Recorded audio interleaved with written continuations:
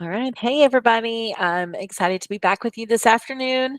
Um, I see some names in here from some of our friends who were in our other sessions. So I'm so excited that you wanted to learn more and you came to learn a little bit more about the joy of creativity with Adobe Express. So I'm going to jump in and get started so you have time to work and do a few things. My name is Brooke Lowry, and I'm one of the lead learning guides at Fried Tech, which we are a PD partner of Adobe. We're based out of Houston, Texas. And yeah, it's 11:30 here. So I'm just a little, my time difference, just a little bit with you guys. We are going to jump in and start talking about why using digital portfolios for students. So I'm sure over the years in education, your students have made projects and created items and you've displayed them around the classroom or even hung them up in the hallway. But as our students grow in the digital world, it's like, where do we put these? Where do we showcase what they've done digitally? Or I wish I could hang everybody's stuff outside, but I only have so much space in the hallway and I have so many students. So how do you pick? Who do you showcase? Who do you not? And how do students know how they grow? So that's why we really think about digital portfolios. They provide rich information about the personal learning and growth. They really help students curate learning artifacts and encourage students to reflect and think critically about their learning. I'm just curious, you guys in the chat, let me know, if you are a parent, do you keep work that your students, that your personal children bring home, or did you have a parent or guardian who would keep random artifacts of your learning when you were growing up? My mom has. My mom has an article, not an article, a thing that I wrote in like second grade. Our teachers, it was a really cute idea. She had us write how to make our favorite thing that our parent made at home and what the ingredients and the recipe was on our own. And then she made a cookbook for Mother's Day of all of ours. And I don't know if y'all know this, but according to second grade Brooke, enchiladas have to cook for 2 hours at 600 degrees in the oven. So I would not suggest cooking from our cookbook, but it's one of my favorite things that my mom kept all these years. So yeah, we have these things that we keep. Um, I have work for my child's project. Yeah, mom still has work. Sure, I've got I think there's a clown picture that my brother drew when we were little that I definitely don't know that we should keep, but my mom has kept it. I take picks and toss. Yeah, I do that with stuff that kids give me too. That was a trick that a mentor teacher taught me a long time ago, was like the random things that kids bring you. It's like, what are you gonna do with this? So I take pictures of them, label them, and keep the picture, and sometimes find other ways to donate those little gifts. But yeah, so great. You guys have a system. So we do keep things because they mean something to us. We have a keepsake box where this, but with our student learning, so often we find those papers shoved down in the bottom of their bag. If they do have something really cool they want to show at home, do they know how to show it at home? Especially when it's digital. So that's what we're going to talk about using Adobe Express to do today. So here are some examples of some portfolios that other students have created. So I'm going to show you Savannah's.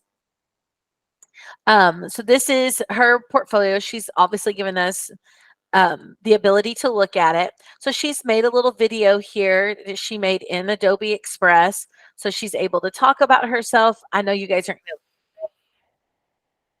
but she talks through a little bit about her. It's just an introductory. Whoops, I'm going to close the whole thing. Good thing they load fast. And then she's got some pictures of her when she was little, starting with her curating her artwork. And then we get into she plays volleyball. So she's got a lot of information in here about herself and then the art that she is currently drawing and making.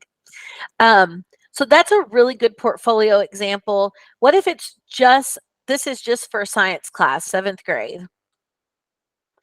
We talk about simple machines. There's a video. There is the toy that he made, the video that he made, just a little bit of information. So it doesn't have to be a curated long portfolio. It could be just maybe over a project where they put all those thoughts together in that same place. All right, here's a fourth grade portfolio. I'm Sasha. I'm a fourth grader. I love to do art, dance, play with my sister, and my rescue dog, Mindy. So we're going to talk a little bit about the science experiment here, took some pictures of what it looks like. Now, if your students, I don't know if you guys have, your students have Chromebooks or iPads, maybe it's a mixture, maybe they have a different laptop device. Those devices always have a camera built in. So we don't have to really necessarily worry about them taking pictures on their personal device. How do they get that into it? They can use their device to take pictures of different stages of different projects. It doesn't have to be a science project. I did blended learning projects in my classroom. There were definitely different times where they could have taken a picture of their progress of what they were making. Creating a video, put their reflection in here to questions to ask, and they answer the question. So with these portfolios, we then have the option for our parents to see what our students are creating. It's a quick thing for them to share. It's a great thing for students to be able to walk through their own learning experience and be like, man, this is where I started. Then this is where we did the work. And this is how this ended up, no matter what the learning tool is. And to really see that process of their learning. And then there's also that hybrid that we have where students show the steps they took during learning, their final outcome, they reflect. It's personal, it's something to share, it's something for the teachers to see exactly the whole length of the project. I really love cumulative portfolios though, where students grab those from the very beginning of the school year. It also teaches them to edit themselves on your personal phone. Thanks to the digital age of our smartphones, I don't think twice about taking a picture. I will screenshot.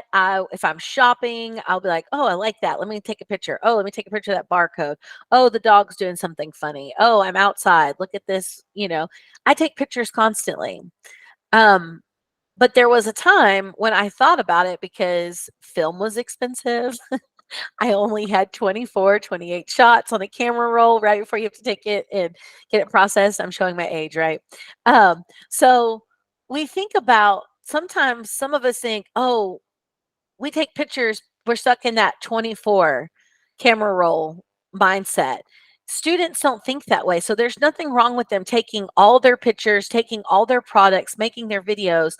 But then maybe towards the end of the year, we have them say, okay, what is something I'm really proud of? This project is something I will always remember. Or when I learned this, I really was excited to share it. They don't have to keep all of it. They can go through and edit and delete. I know when our storage starts running low, we know how to edit and delete what we have in there, right? In our storage. So we also want to teach that to our students as well, that it's okay that they need to go in and edit what they don't want to be in there. But we also don't want that portfolio to always be their best only work, because the growth sometimes comes from the failures. So I always encouraged my students when we did anything with portfolios is show me your mistakes. Show me where you learned something very valuable. I want to see what you learned. And that learning may come from a project or from an assignment that just didn't click with you, or that you struggled through, or you were having a bad day. Like, sometimes those memories help us remember what we came through. It doesn't always have to be the picture perfect life, right? It doesn't have to be, oh, this is just all the things I did really well. It's okay to leave in some of that other, because that shows your growth process. So key points to capture when we're talking about portfolios: the learning objective in the student's own words, not in the teachers. We don't want them to copy and paste it down there. We want it to be their own words. We want whatever their research or their discovery is, also in their own words. Artifacts that demonstrate what they did, screenshots, videos, pictures that the images they made in Adobe Express, words, anything they want as an artifact, they can put that in there. Feedback they got from peers. Maybe it's a summary, or it's original content, or maybe the teacher gave them some feedback. That's where that learning growth comes from. The outcome of the revisions they made, maybe their screenshots, their final work, if it's a long project, and then a reflection of that learning experience. Now, do you have to have all 6 of these steps? No, you don't. You can have it in a little short form for them so that they can capture these key points really quickly when they're putting something into their portfolio to keep. So here's a quick example of how we might set up that portfolio structure.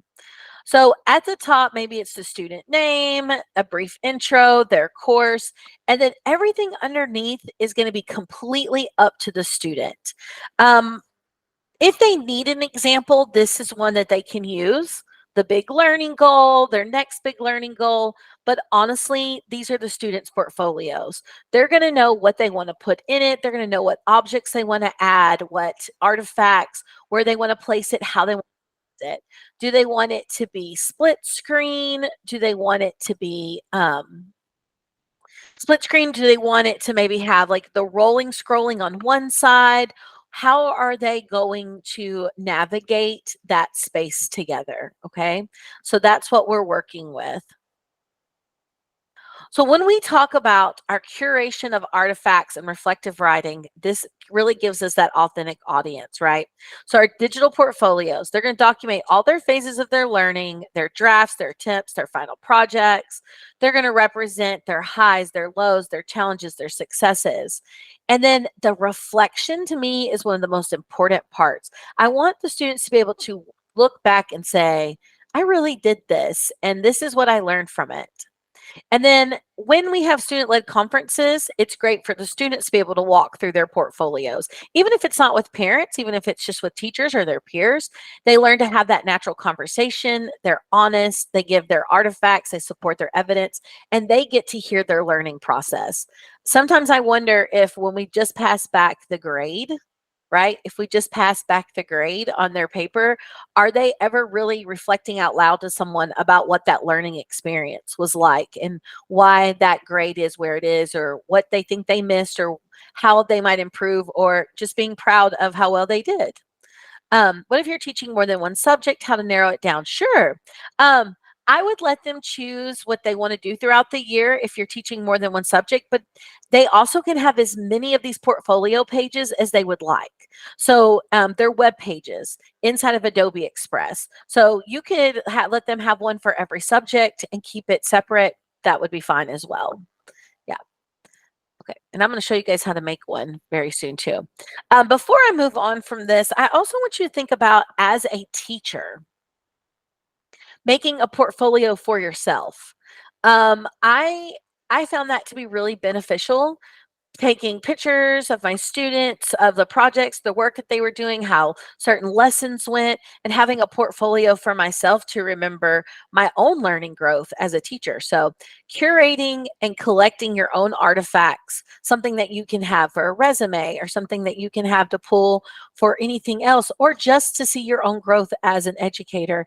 You're going to want that someday. You're going to want to come back and look at that. Okay, so I'm going to put this in the chat for you.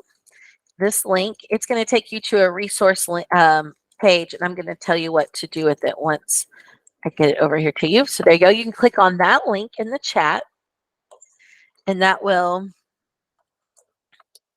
bring you to a slide that looks like this. That's what it's going to look like when you open it. And I am going to tell you about what all these buttons are. We are going to have quite a bit of time in this one, which makes me really happy to give you some time to really dive into the portfolios. I want you guys to ask questions on how to make, create, and do, because you're really going to have some active time here to actually practice and work with building a portfolio. So what you're going to see, the very first button here, is just some sample portfolio assets. If when we're creating here in a few minutes, you just need some pictures of different types of activities, this is that science experiment that we were talking, that's in that one portfolio. Feel free to just click the 3 dots and download any of these assets if you want to borrow them to make a practice portfolio. So there was the photos of the experiments. Here's some student photos that you can use. If you want to download and use these images, feel free when we're building. We'll talk about the course in just a minute and the session evaluation, so don't worry about those.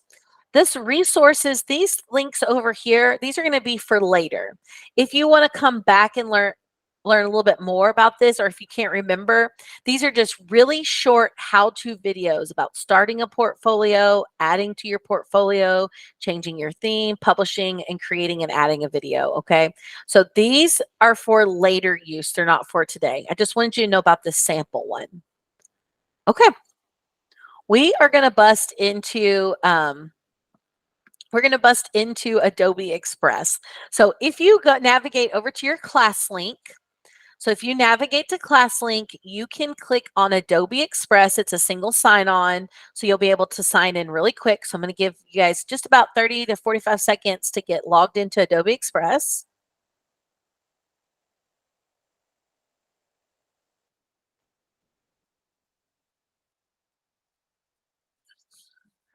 Give me a thumbs up on the reaction or even in the chat when you get there so I know that it's working for everyone. That you guys have found it awesome. We're about to have exploding thumbs. There they are. I love the exploding thumbs. All right, perfect. So now that you've navigated over into Adobe Express, let's do just a little walk around before we jump directly into the web page. So this is your everything page. This is your home page. At any time when you're creating, if you want to get back to this home page, you can click on the little gradient A in the upper left-hand corner, and that will take you back to this page. Everything you make is saved and syncs in the cloud. So you don't have to worry about that. No matter where you sign in, that's where you will find your any of your graphics, videos, web pages, it'll all be there. I do want to point out that everything is web-based, but also there is an app for iPads. However, it is not current to the new version, but it's coming very soon. So if you're an iPad user and you're like, why does this look different on the computer than the iPad? That change will be happening, they say soon. We don't have an exact date yet, but the new Adobe Express version is going to be available on mobile very soon. Okay. All right. So when you get here to your home page, you're going to see some different items. Right up here at the top is your suggested. We've got some posters, video, web page, presentations, drawing. Guys, this drawing is brand new. It just launched like 2 weeks ago during Max, and it is so incredibly cool. I kind of want to bird walk and show it to you. Let me know in the chat if that's something you'd be interested in seeing because it's really great. You can make an infographic, a flyer, your worksheets you're on. So there's some like right here, there's already some support the items already ready for you.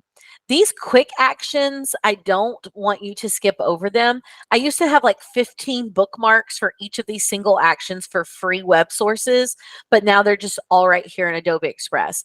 I can remove the background from an image, generate a QR code, edit a PDF. This means upload your PDF and then edit it for free. Resize your images, crop image, convert to a GIF, convert to a movie, or even convert to PDF. So, and there's more quick actions. If you click on the plus button and then click on quick actions, there's a whole bunch more here. Merge videos, crop videos. I mean, it's unbelievable. Combine PDF pages, organize your pages. It's all right here in these quick actions.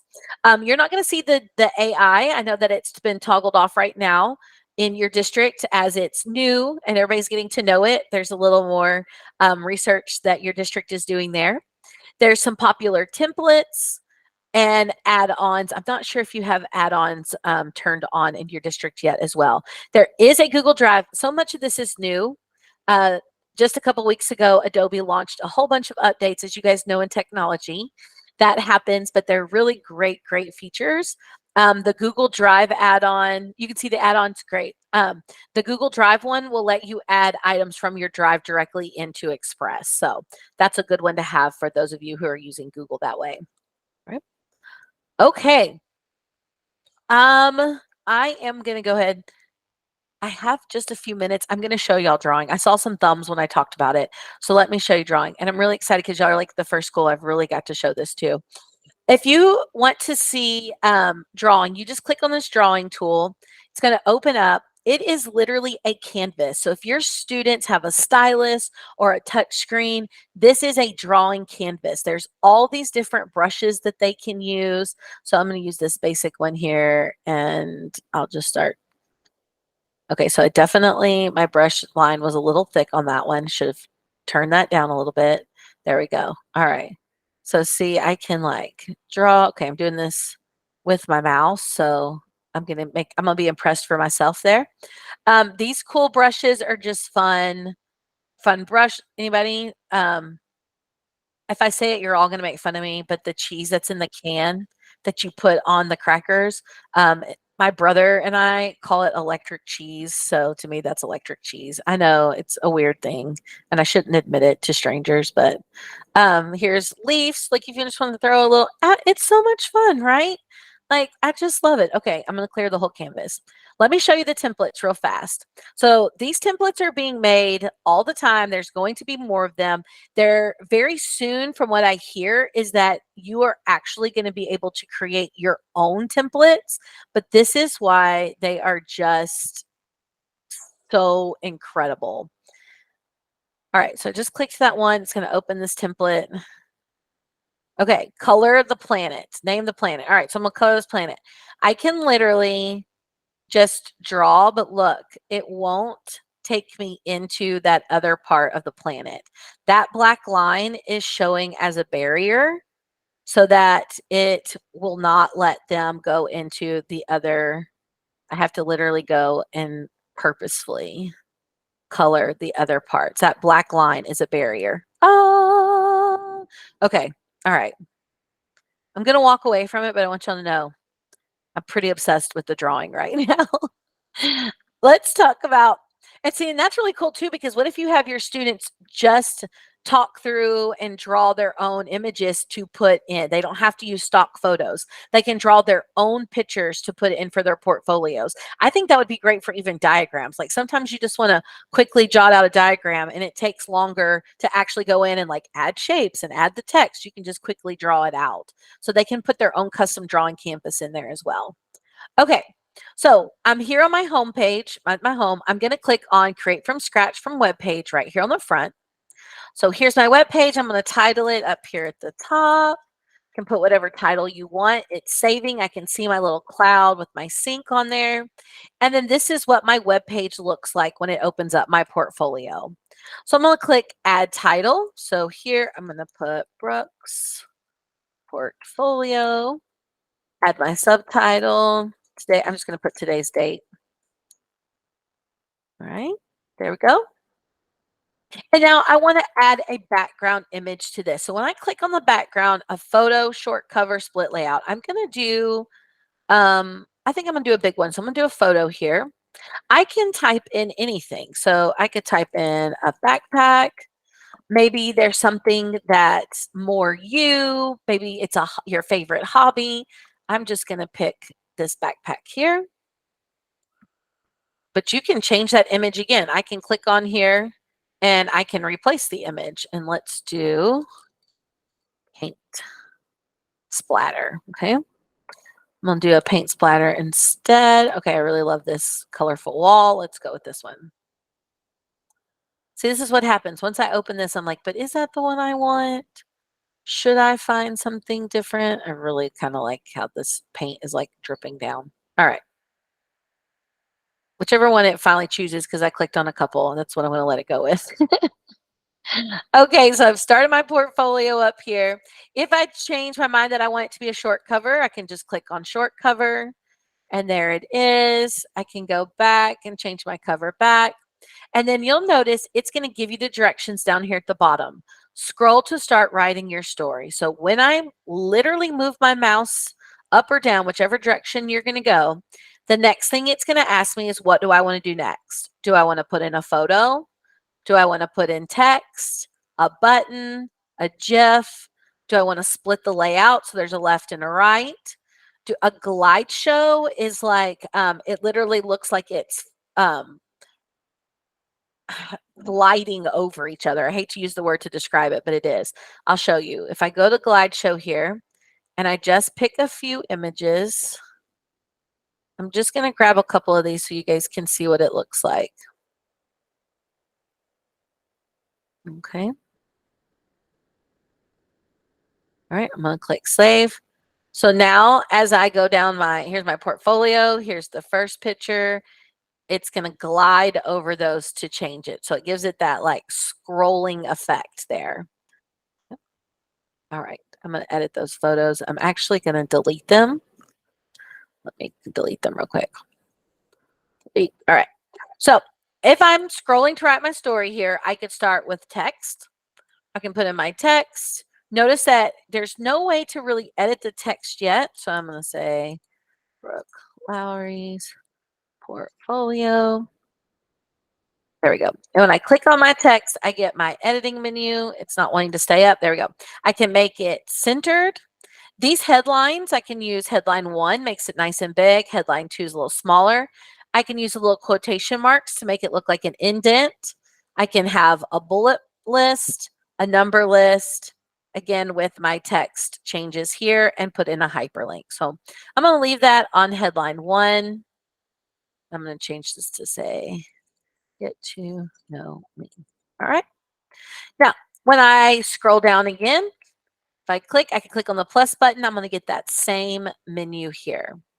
So let me show you something. When I click on video, I have to tell you about a small thing that has not been fixed yet. I keep talking about the new Adobe Express. This is the newest version of Adobe Express. There are a few bugs that they're still working through. It just launched about 2 months ago. Currently, you can embed a video from YouTube or Vimeo, but very soon you're going to be able to embed a video directly from Adobe Express as well.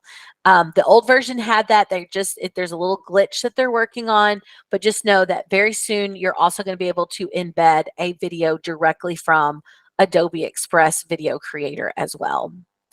If they create a video today of anything and they want to put it on their portfolios and it's a video that they made in Adobe Express, my suggestion would be to have them upload the video to Google Drive. So they'll download the video from Adobe Express, or if they have the Google add-on, I think they can move it directly to Drive. From Drive, they'll get the anyone with the link can view on their video, and then we will put that in as a button for them to click on. So my button, I would say, watch my video.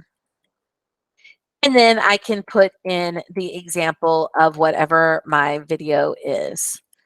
I don't have one pulled up, but I can do that. And then they would see this button and they'd be able to click it and be able to watch that video. So that's just kind of a workaround right now since we're not able to add those videos directly in from Adobe Express right now. When they click the plus button here, they could put in a photo grid, go in and add some photos to put in their grid. I'm just clicking some photos here to give you guys an example. Save. Here's a photo grid. They can put some photos here. They can go in and add captions on these photos. They can go in and put their alt image. They can say it's just decorative, add GIFs. The split layout, if they want the image on the right-hand side, they just click this little button in the middle. I'm going to add an image so y'all can see. I'm going to do this one. All right. Then over here, I would add my text, a button.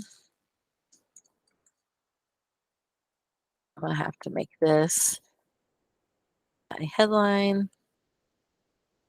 Come on, copy for me. Open up. There we go. All right. It's not wanting to cooperate. Click and hold. There we go. Okay. If I didn't like that these pumpkins were here in the middle, I can change my focal point. I'm going to click and I will drag my focal point to the middle of this pumpkin and hit save. And now my focal point's going to move a little bit. It will update. If I wanted it to be more over here, it's going to move my image, save. So I'm starting to move that image just a little bit. They can change that focal point. All right, let me check. No questions yet? All right. So next, how do I get to see this? Well, there's a couple of things your students can do. So they can preview to see what it's going to look like for everybody. So they click the little eyeball, they can see their preview, have their artifacts here. They can click on the share button, and since you guys are not able to publish to the web, they're going to invite their teachers as collaborators. So they'll have to put in the teacher's name to add the email address to be a collaborator, and then they can copy the link and then put that link in whatever LMS, learning management system, that you're using. And then the teacher will be able to click on the link and they can go into play view to see the so that they're not editing, that they'll be able to see it in that play view. They can add their parents to it, the email address, they can add those so that they're able to share and be able to see those portfolios. All right. The last thing on this is if you click this little wizard up here, this little, it shows the little wand. If you click here, there are a few different themes. You can create a new theme, but if you'll see, it says custom theme creation is coming. Hang tight. So you're going to be able to create those themes really soon, but I can change with using these. So watch, it's going to change my page to use this font. This is going to make it all a little darker. Put a box around it. Now my white space is actually a black gray color. So click back on that. I like that one. Whimsy. So there are a few different themes they can change it to, because that's what you're going to have students ask you. How do I change the font? I kind of like that they don't have the option to change too much of the font and to do too much, because sometimes they can make it really hard to read, and it also takes a lot of time. So, oh, this one even changed even the color on my picture up there. It's no longer that gold. It made it a whole vintage vibe. So you can use these. This is how you change your theme by clicking that little, I'm clicking that little wand up here. All right. Okay, do I have any questions? I want to give you guys some time to practice. Okay, where are we? See. Okay, so I'm going to give you about 8 minutes. That should give us enough time. I'm going to go with 7 minutes. I'm going to give you 7 minutes to create your page. It can be about anything. It could be about you. You could just be practicing. I just want you to practice, and I'm here. So ask those questions in the chat. Come off mute. I'm right here, and I can walk you through and show you on my screen. So just want to give you that time to play. And we're doing this as a web page, right? Correct, as a web page. Yeah.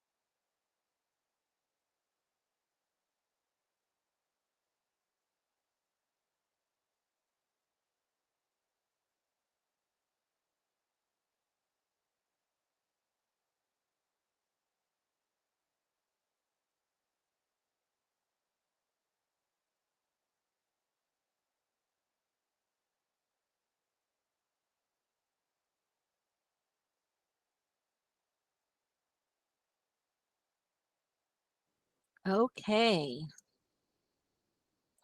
I would love to hear from you. So you can come off mute or you can put in the chat. Um, were you able to add some things? What did you discover? What are your thoughts? Yeah, Christiana. So I tried to find like a picture from Mhm. online, and it comes out a little bit fuzzier, not as clear as the ones that are already stocked in. Correct. Yeah. So I noticed that, which is a little bit disheartening because sometimes you want to like use some pictures from, the internet or whatever, or what you've uploaded. And so sometimes not as clear, but other than that, it's pretty easy to use.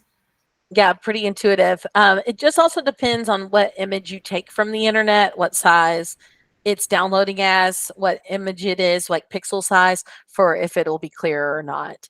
You can always use the quick actions. If you find one that you really want to be bigger, you can go into your quick actions and resize the image. So you can click resize image, upload that image into this. So I can like show you. I'll pick one real quick. Let me find one that's kind of small. Unfortunately, everything I have saved in here is already a nice big quality picture. So go me. Here, this one's a little small. Okay, so I could take this one and make it larger. I could go in and change the actual custom size pixels to make it bigger. So I can go in and make this 1,000. It's automatically gonna rechange my width over here. And then I can download or open an editor to make changes. I really like opening it in the editor because, well, I'm not sure. I've got somebody working somewhere else, I guess. I'm going to take that off. But you can take that and move it, and then you can edit and go in there and change that picture and makes it pixelated, take that pixelation away, which I like to do too. Because sometimes, like you said, that picture is just a little blurry. So, anybody else? Anybody have any questions or something they'd like to add or say or think about? Yeah, I thought it was interesting, the website, but I kind of pretty seasoned in doing websites, and I found it rather frustrating that I had to scroll up and down to find things, and they weren't on the left, and I couldn't layer things, and I think it's just because I'm used to different formatting, Right. and I'm used to be able to do more than just like Yeah, to have to scroll up and down and then find where it is and then put it in without having the things built in on the left like the rest of the Adobe. I I just found that agree. frustrating. I totally agree with you. And I think that the new update that's coming, webpage is the only thing that did not get an overhaul with the new. And so from what I've heard, that is what is being overhauled right now is the web page feature. And from what I've been told, the little birdies that I've heard from say that it's going to have that left-hand navigating edit window very soon with the new update. So I think the web page is still just a little behind in the editing version, but I do think you're going to see an improvement over it very, very soon. But I 100% agree with you. Like you saw me even struggling to get that the header one, header two to pop up. It's holding there, but the improvements are coming to it. I think we're going to be really impressed with them when they show up. Yeah, well, I'm sure you are. Adobe has some really good products like Photoshop, and so if you can just incorporate a little bit of that into this, then you got a winner. Yeah, and I also want you to know that if you do happen to have a license with Creative Cloud for Photoshop or Illustrator, any of those, you can take items from Express now directly into um, you can take those items directly into Creative Cloud. You can move an infographic or an image into Illustrator, change some things, and then move it back into Express. So there is that way to move it now, which is really cool that you don't have to like download it as SVG, open it up and do things. You can make that switch. Amber, I'm glad you said you like the drawing feature. It is such a baby program, like it just launched, and I can't imagine where it's going to go, but it has been really fun to play with it for sure. Anybody else? If not, I'm going to show you a couple other things. How many of you think that you will think about using portfolios this way for your students? Even if you don't use Express, you use a different tool, just using portfolios is really great. Awesome. Good. Good. Okay, I'm going to show you one other thing since we have time.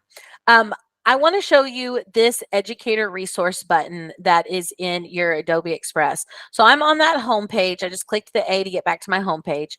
If you click here on this light bulb where it says educator resources, there are lots of courses and badges that you can get and you can take. There's templates. There's a bunch of new ones. Teach science with Adobe Express, teach social studies, teach math. You can watch these little courses. Each of these are like 30 minutes long. They're not that long, little videos to get started. But I really want to talk to you about these challenges that you're going to see up here at the top. Every month, there is a different challenge with a different tool or a different remix, a different template that they can use. So I want you to check that educator resource at least once a month to see what the challenge is. So this month's challenge is about the Google Draw. So this one, it already has the lesson plan. It has the template to get you started. All you have to do is like step one, click on the image. Okay, I can do that. So it's going to open up. And then it tells you what else it wants you to do with this. And this drawing one, it wants you to get started drawing something with this hump. Everything I've seen everybody do so far has been a pumpkin. Oh my goodness, guys. I know that y'all expect me to be able to draw a pumpkin, but I just don't know that I can. Okay, I'm so thankful that that didn't turn out to look like something inappropriate right now. Okay, so you can use the drawing tool, but this little challenger is so great. I do the challenge every single month. And I train with Adobe and I do the challenge every month because there's always something innovative and something that I can be like, oh, all my teachers should be using it this way. So check out that creative challenge every month. They're fun to do. It gives you 10, 15 minutes tops to do it. You're going to love it. You're going to have so much fun working those. Okay. With my last couple of minutes here, I'm going to talk about the course for badging. If you would like a digital badge for our time that we just spent together today, you can click on this resource link. I will go back in the chat and grab that link in case you guys accidentally closed it. Let me grab that link. Here you go. This is the link that you can open up, this resource tab. If you click where it says edX course for badging, this will open up. It will already be signed in because you're signed into Adobe Express. You can click the Enroll Now button. And when you click the Enroll Now button, you will next through the information that's there. And then if it asks for an artifact, you can put the link to your web page there. And then it will send you a digital badge if you'd like one for digital portfolios with Adobe Express. So that is up to you if you want to get in there and do that. I suggest that you do that. It's also a way that Adobe knows that you were in this training today. So it's kind of important to me that you click that Enroll Now button and get in there and do your badge. But I understand if there's not enough time to complete that today. So it just takes a second. You just click Enroll Now. There's only one thing here. It says click next. There you go. And you get your badge. It takes about 3 seconds to get in there and count yourself and get your little badge. It'll send you an email with your badge. You just have to next through that course. Stephanie just put the link that you guys need to fill out for your attendance for this session for your district. So make sure that you fill out the form that Stephanie just put in the chat. It's very important that you get your credit through your district for being here. There is a session evaluation on my slide. You've got a couple of minutes. This session evaluation is for me. It's not for the district. So if you have time to fill that out, that would be great. But make sure that you fill out the one that Stephanie put in the chat for you. Thank you, Brooke. Yeah, we've got a couple minutes. If you guys have any questions, if not, fill out your forms and get ready for your next session. I want to remind everybody too on Teacher to Intro to Digital Tools on ClassLink. There are some tips and tricks for Adobe Express and some additional tutorials. And also this recording will be posted for your viewing pleasure sometime this afternoon. Awesome.